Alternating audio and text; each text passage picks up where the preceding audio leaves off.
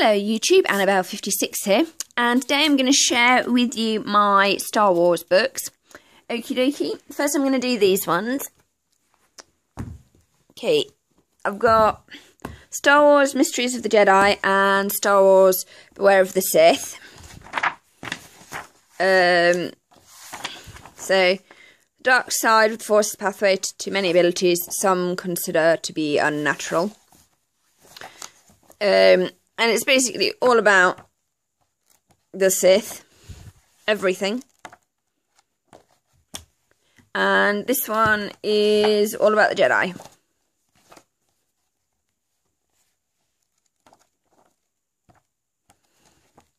So they're absolutely awesome books to get.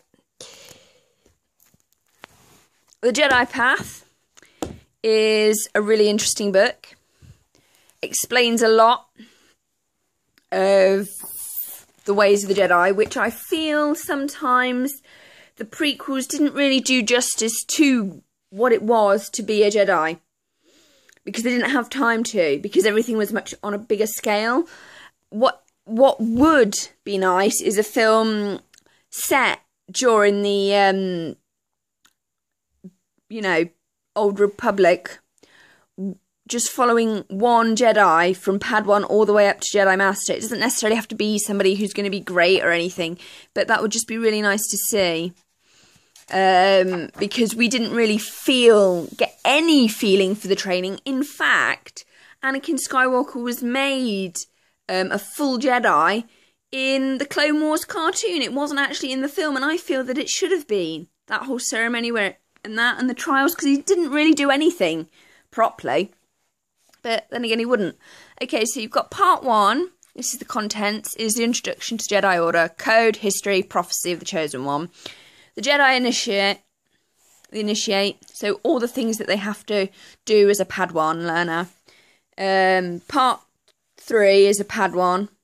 So it's sort of like, this is the initiate, I guess, must be when they're like a youngling in a little clan. So cute. In the initiate trials, so that's so sweet. And then this is when they're a Padawan, when they're attached to a actual master. And then what a Jedi Knight actually does. And it is really, really nice, this book, because it's all there, but you've also got every single Jedi. And I'm including Dooku and Darth Sidious as a Jedi, because they might as well be. Just happen that they're on a dark Jedi or a Sith Lord. I mean, what's the difference, really? I mean, Yoda can use the dark side, for goodness sake. I'm sure he can if he really wanted to. Just choice, isn't it? You know, both have got light and dark within them. They could choose. Good old Sirius Blackcoat. Well, hey, mixed media. So, this is basically the book that everybody's kind of had. You've got Yoda, Dooku, Qui-Gon, Obi-Wan, Anakin, Notushka. Oh, I'm not even pronouncing his Padawan's name right. I felt really sorry for her. She really didn't get a good ride. She got murdered by General Grievous, Darth Sidious, and Luke Skywalker. And all the way through, you get the little quotes of what they think and feel. And I'm really glad that Sidious's quotes are there and Dooku's quotes, because you get a feel for them as a character and what they believe. Jedi Path's a really, really good book. Please note the uniformity of it. Yeah? It's all the same. The book is written by different Jedi authors. But it is all conforming to the same kind of belief, same standard, and everything. You learn a lot more about what happens to the Force sensitives who were Padawans but don't get to become a full-on Jedi Master. There is a place for them. There's a lot more, even in this one, about... there's some witches that use the dark side. There's bounty hunters that also have links to it. There's a lot more creatures that actually can use the Force but aren't necessarily top-level Jedi or Sith.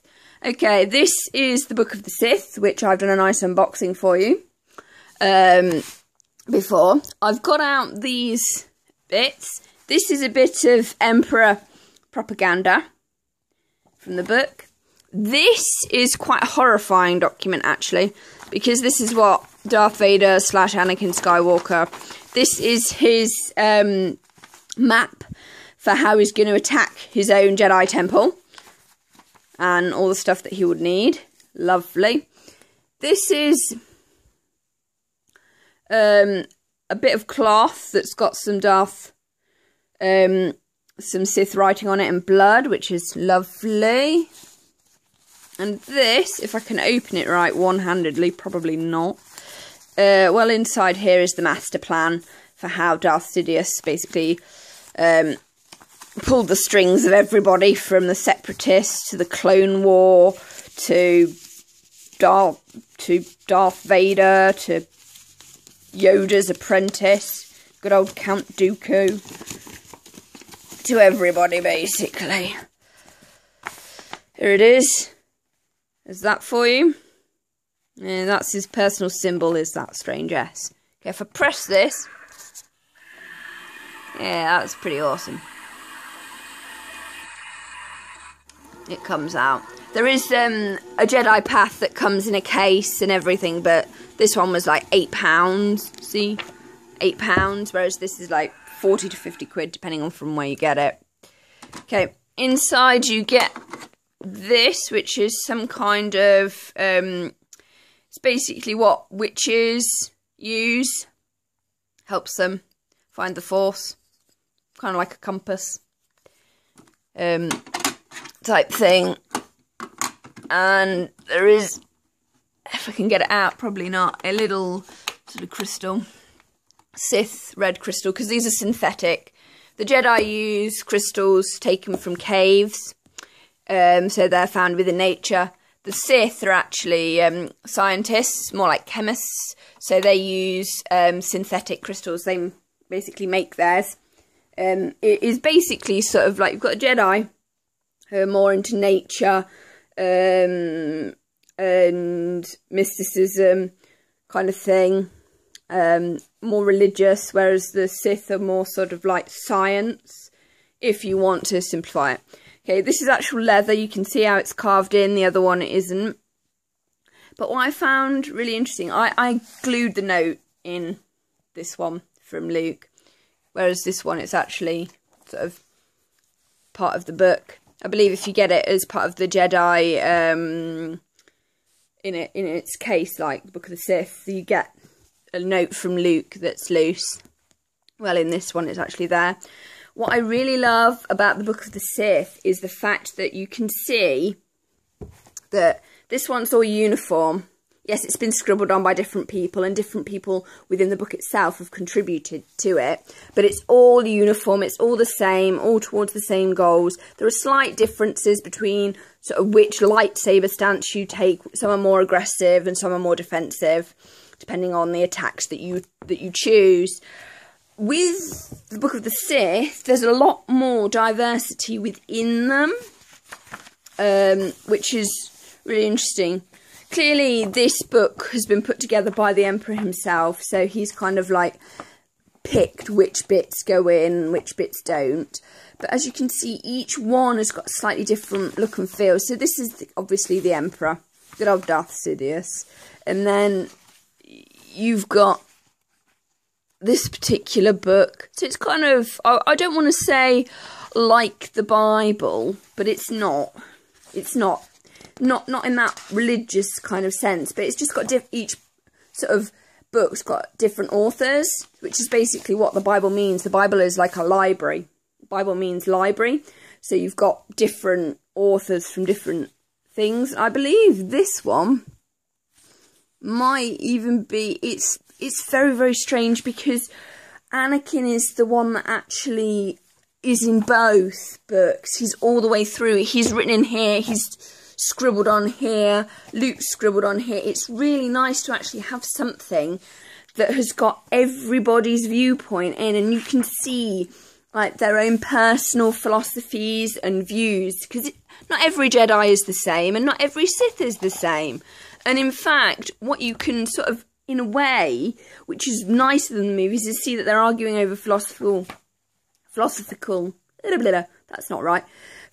principles, which is ultimately what they are arguing over, but it's really nice to see them do that in book form. I mean, there are some... The place of women is also a bit more restored in these books, which is nice, actually, because I feel in the films it is so male. The Star Wars world. Oh, look, Darth Plagueis' work. Anakin's dad. Yay, for Darth Plagueis. Not in the normal way, of course. Sorry for the spoiler. And then Absolute Power by Darth Sidious. But I just feel... I like the fact that Luke has got access to both this and this, because I feel that to have one without the other is wrong. And I feel that the Sith book itself actually adds to the knowledge of the Force, because I feel that Anakin was quite justified in episode 3, where he says, I know that there's stuff about the Force that the Jedi are hiding from me. I don't mean all the Jedi, I mean this little green man here, because I reckon he had to study some of this to master some of that, because it gets to a stage within it where you need to exercise a little bit of the dark side to understand how to defend it. And I reckon that that's why Mace Windu was a bit confused in the scene in episode 3. I reckon that's why I think that to be a complete Jedi, you do need to have a little knowledge, not like loads, but you just need to know more about the dark side rather than just say, oh, we don't go there. You just need to be told this is what they like, this is what they believe, this is what they do. Because it's actually, there's not a lot of difference between the two. I mean, admittedly, true Sith only think in absolutes, as was mentioned. See, all these little bits go in the book at various places. See, so we put them all back in there. It goes in there. That's it. Anyway. And it makes that annoying noise, but I think the lights are pretty cool. I like these books because you've got the actual colour pictures, photographs even, sorry, colour pictures, what am I on? You get some nice photographs, which I think really add to it. These are lovely, both of these books are lovely because you get the drawings, and there's just so much more to Star Wars. I feel that if the Jedi Path and the Book of the Sith, if he'd written these two first, we'd have probably got better quality movies because of it. Because there's so much knowledge in here, sort of like the taming of beasts, which kind of explains why Obi-Wan Kenobi was riding that rather loud shrieking beast in episode 3. There's a lot more to it than what you see in the films. And I think it would have been nice to have a little bit more of scenes Yoda teaching, or Yoda teaching some Padwans, or Yoda teaching some young ones, or maybe even Anakin teaching some young ones something before murdering them or something. Well, obviously not like that, but, you know, it would have just been nice to sort of see a normal day inside the Jedi Temple. Like a little timetable. Kind of like Hogwarts, but for Jedis, maybe. Oh dear, I've spoiled the new Star Wars film in 2015. Ugh, I hope they don't ruin it. I do know that R2-D2's going to be in it, but then again, R2-D2's like the only character that remembers everything that's happened. He just can't talk. It really must suck. Sorry for the spoilers. So that's me ranting about Star Wars. Hope you enjoyed. Bye!